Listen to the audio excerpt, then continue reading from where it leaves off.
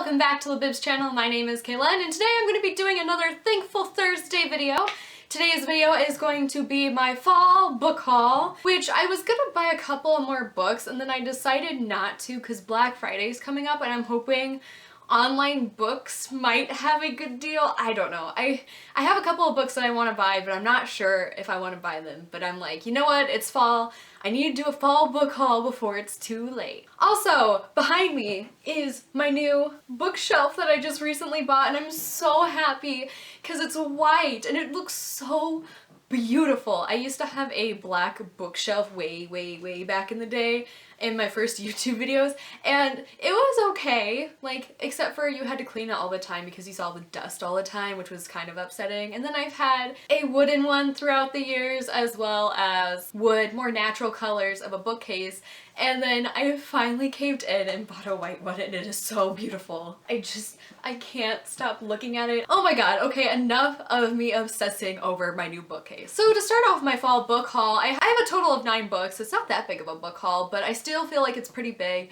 The first 2 books that I am mentioning though, I have already read and I will be mentioning them in my wrap up at the end of the month. And those 2 books are The Fever Code by James Dashner and Return to the Dark House by Laurie Dolores. I read this in the month of October. I was gonna say September, but last month was October, it's now November. This is a signed first edition of the book, and I also rated this like 3 out of 5 stars. I was not happy with it, but I'll talk more about it in my wrap up. And then I also rated Return to the Dark House 2 out of 5 stars. I've realized that if there's a really decent horror book, do not pick up the sequel or the rest of the series or whatever, because this book is a duology and I just did not enjoy it whatsoever. And I feel bad, but at the same time I don't, because I now learned this trick to the game that if there's a good horror novel, nothing is gonna live up to it, unfortunately. So I rated this 2 out of 5 stars. So to kick off the books that I've bought that I haven't read yet, the first book is going to be The Thousandth Floor by Katharine McGee.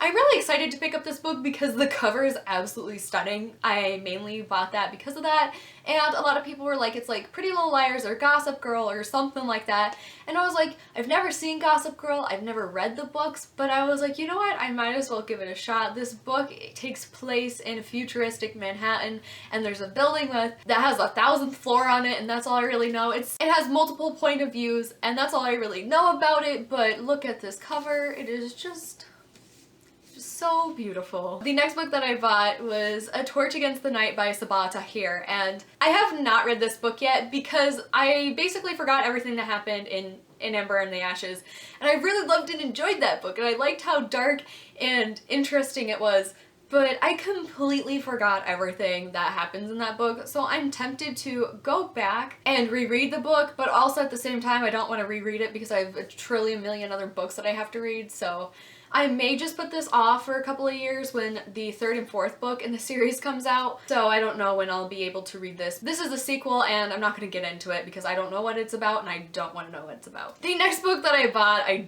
messed up on, unfortunately, and that is the Twilight graphic novel Volume 1 by Stephenie Meyer and art and adaptation by Young Kim. Anyways, this graphic novel I thought was the entire Twilight book, but it only gets like halfway through, and I'm a complete dumb butt because I realized that, oh, there's a volume 2 to this, and Twilight graphic novel, it was $3.97 at Books A Million, and you can't go wrong in the bargain section there. The next book that I picked up was Afterworlds by Scott Westerfeld. This was $3.97. I think the reason why I got this and the stupid Twilight graphic novel was because I had some coupon at Books A Million or something. There had to be a coupon or something that I got these 2 books because, yeah, I wouldn't have normally picked this book up, but I saw it and I thought it was interesting.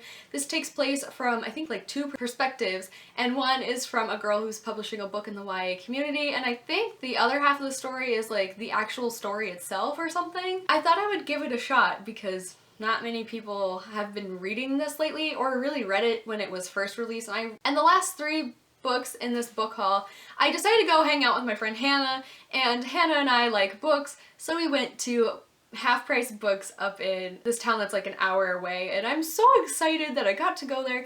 They had a bunch of good books, and it was so tempting not to buy all of them. It was really hard, but I narrowed myself down to 3 books. And the first book is The Winner's Crime by Marie Rukowski, and this cover is so pretty and it has the deckled edges and it's gonna match my collection because I'm gonna eventually buy the third book to this series where it has the same cover and not the new stupid paperback covers that were released that everyone raged quit over.